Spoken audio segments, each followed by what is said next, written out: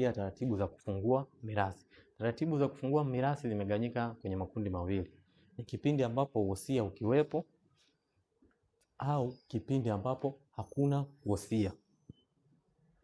Tuanze na kipindi ambapo wosia ukiwepo. Kama wosia ukiwepo, maana yake katika ndani ya wosia itakuwa ametajwa msimamizi wa mirathi.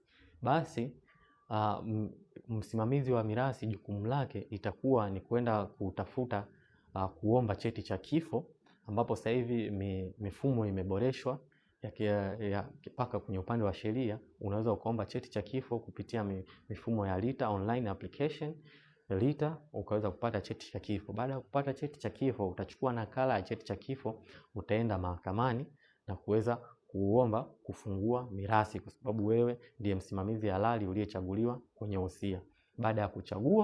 Baada ya kwenda mahakamani na kuomba kufungua mirathi, basi baada ya mahakama kuthibitisha uhalali wako, itakuruhusu uweze kufungua mirathi. Hapo ni wosia ukiwepo.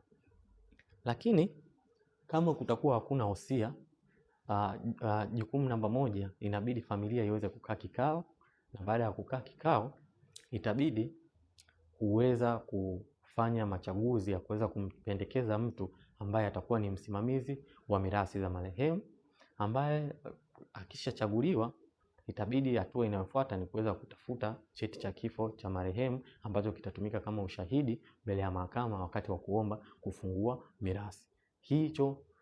Huo ni utaratibu. Kama kutakuwa kuna wosia, inabidi kwanza aweze kuchaguliwa msimamizi wa mirathi.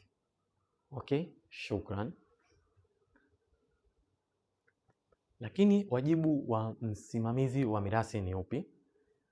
Hapa wajibu tutaenda kuangalia baada ya kukamilisha shughuli zote za ugawaji wa mirathi. Ana wajibu mwingi sana. Kwanza inabidi afanye ugawaji wa mirathi kwa nia njema, asiwe anashinikizwa. Lakini pia katika ugawaji wa mirathi inabidi kwanza awe ni mtu ambaye anazifahamu mali za marehemu kwa uhakika zaidi, na aweze kuzigawa kwa wanufaika kwa uhalali bila kuwepo kwa vishawishi vya aina yoyote.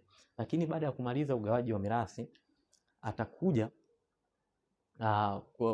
kuorodhesha vipengele vifuatavyo: mali na thamani ya mali alizogawa, madeni yaliyolipwa, matumizi mbalimbali, pia mchanganuo wa jinsi mali ilivyogawiwa.